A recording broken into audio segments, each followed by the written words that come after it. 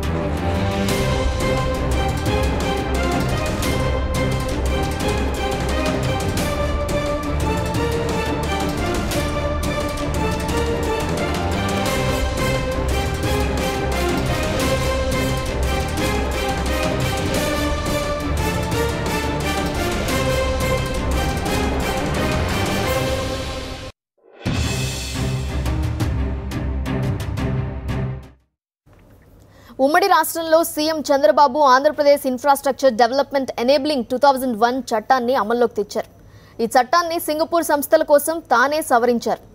రాష్ట్రంలో ఏ సంస్థకైనా గరిష్టంగా 33 ఏళ్లకు భూములు లీజుకివ్వాలని ఏపీఐడిఏ చట్టంలోని నిబంధనను 99 ఏళ్లకు లీజు లేదా భూమిపై పూర్తి హక్కులు కల్పించేలా మార్పులు చేశారు.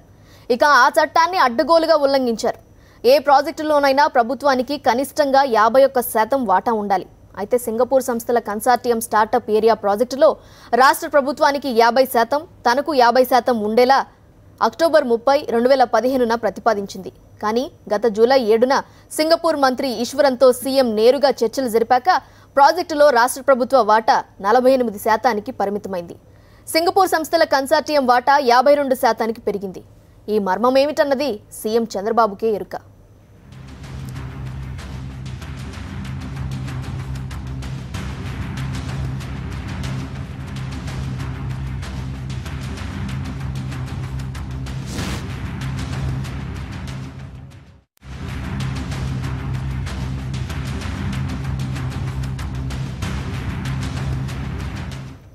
ప్రాజెక్టులపై అజమాయిషీ ప్రభుత్వానికే ఉండాలి.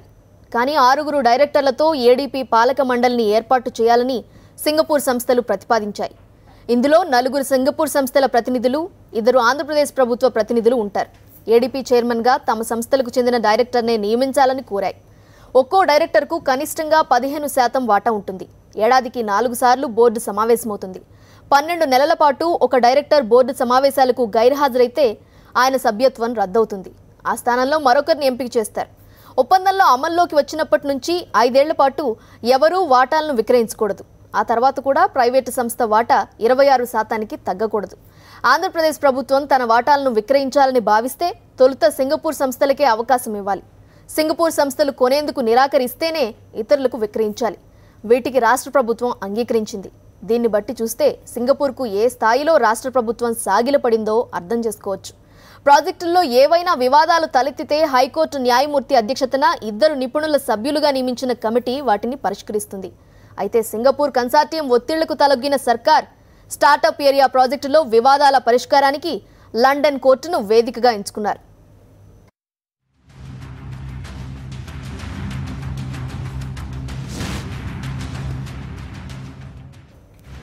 దేశంలో మౌలిక సదుపాయాల కల్పన ప్రాజెక్టులు చేపట్టే విధానాలపై అధ్యయనం చేయడానికి విజయ్ కేల్కర్ అధ్యక్షతన 2011లో యూపీఏ ప్రభుత్వం ఉన్నత స్థాయి కమిటీని నియమించింది. బీఓటీ నుంచి స్విస్ ఛాలెంజ్ వరకు అన్ని విధానాలపై సమగ్ర అధ్యయనం చేసిన కేల్కర్ కమిటీ దేశంలో ఎట్టి పరిస్థితుల్లోనూ స్విస్ ఛాలెంజ్ విధానాన్ని అమలు చేయవద్దంటూ నవంబర్ 2015న కేంద్రానికి నివేదిక ఇచ్చింది. ఈ నివేదికను కేంద్రంలోని నరేంద్ర మోదీ ప్రభుత్వం ఆమోదించింది. కానీ ఎన్డీఏ ప్రభుత్వంలో భాగస్వామి అయిన సీఎం చంద్రబాబు మాత్రం కేల్కర్ కమిటీ ప్రతిపాదనలను తుంగలో తొక్కి స్విస్ ఛాలెంజ్ విధానాన్ని అమలు చేస్తూ ఉండటం గమనార్హం.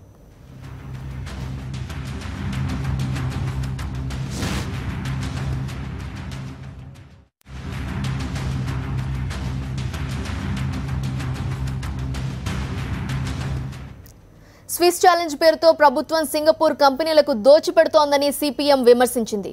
రాజధాని ప్రాంతంలో విలువైన 1690 ఎకరాల భూమిని రియల్ ఎస్టేట్ వ్యాపారం కోసమే విదేశీ కంపెనీలకు అప్పగిస్తున్నారని సిపిఎం నేత బాబురావు అన్నారు.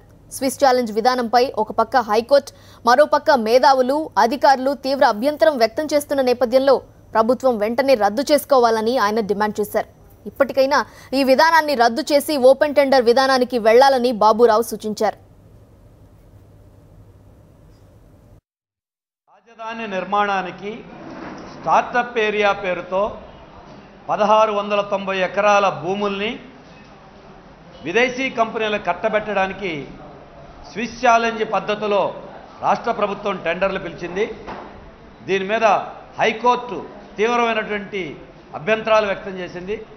స్విస్ ఛాలెంజ్లో ఉన్న పారదర్శకతనే హైకోర్టు ప్రశ్నించింది. స్విస్ ఛాలెంజ్ పద్ధతి మీద ఇప్పటికే మేధావులు, రాజకీయ పార్టీలు, సామాజికవేత్తలు, ఆఖరికి అధికార యంత్రాంగంలో ఉన్న కొంతమంది కూడా దీని మీద తీవ్రమైన అభ్యంతరాలు వ్యక్తం చేశారు. ఇప్పుడు హైకోర్టు వ్యాఖ్యలు కూడా చూస్తే ఈ స్విస్ ఛాలెంజ్ పద్ధతిలో ఉన్న లొసుగులు మరోసారి వెల్లడైనవి.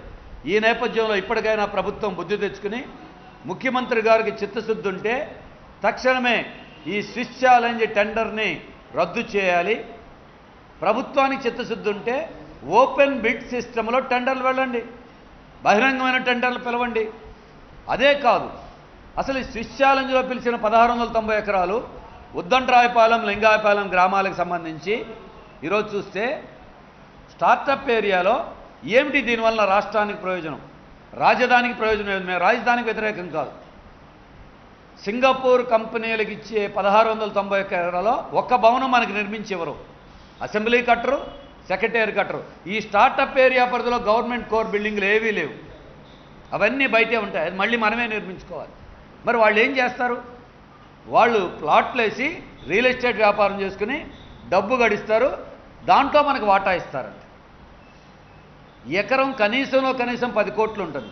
అటువంటిది 16,900 కోట్ల రూపాయల విలువైన భూముల్ని సింగపూర్ కంపెనీలు కట్టబెడితే వాళ్ళు 300 కోట్ల రూపాయలు పెట్టుబడి పెడతారు.